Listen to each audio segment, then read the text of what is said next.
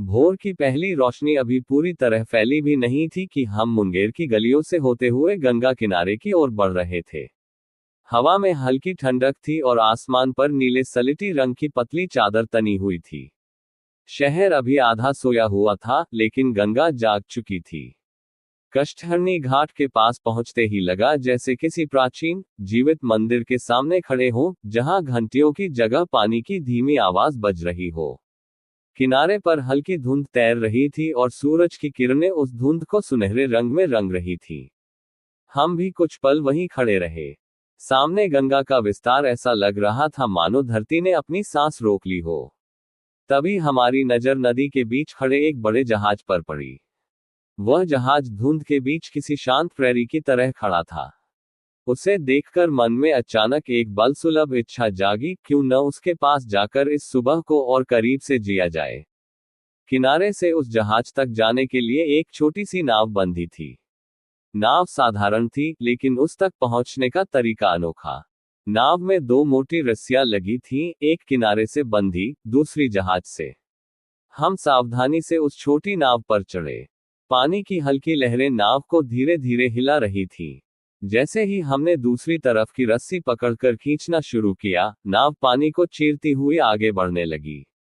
हर खींचाव के साथ ऐसा लगता था जैसे हम सिर्फ दूरी नहीं, बल्कि समय को भी पार कर रहे हों, शहर की भागदौड़ से निकलकर किसी प्राचीन शांति की ओर जा रहे हों।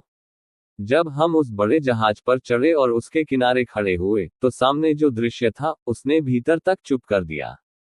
चारों ओर सिर्फ गंगा थी, अनंत, शांत, गंभीर। उसकी सतह पर उगते सूरज की किरणें ऐसे चमक रही थी जैसे किसी साधु के मस्तक पर चंदन की रेखा। उस पल गंगा सिर्फ एक नदी नहीं लग रही थी।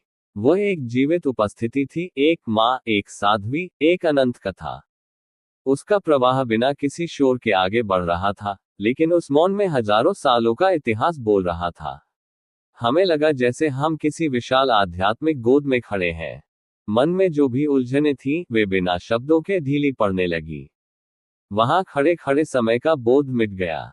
हवा में एक ऐसी पवित्र ठंडक थी जो त्वचा से ज्यादा आत्मा को छू रही थी। हम कुछ देर उसी जहाज पर खामोश खड़े रहे। जब लौटने का समय आया, तो मन में हल्की सी अनिच्छा थी। हम फिर उस छोटी नाव पर उतरे। इस बार किनारे की रस्सी पकड़कर उसे खींचते हुए लौट रहे थे। नाव धीरे धीरे घाट की ओर सरक रही थी, लेकिन मन अभी भी बीच नदी में ठहरा हुआ था। जैसे शरीर लौट रहा हो, आत्मा वहीं रह गई हो। किनारे पहुंचते ही फिर वही दुनिया थी, लोग, आवाजें, सीढ़ियां, सुबह की चहल पहल। लेकिन अब सब कुछ अलग लग रहा था। भीतर एक अद्भुत शांति बस चुकी थी। गंगा को बीच से देखने का वह अनुभव सिर्फ एक यात्रा नहीं था, वह भीतर की यात्रा थी।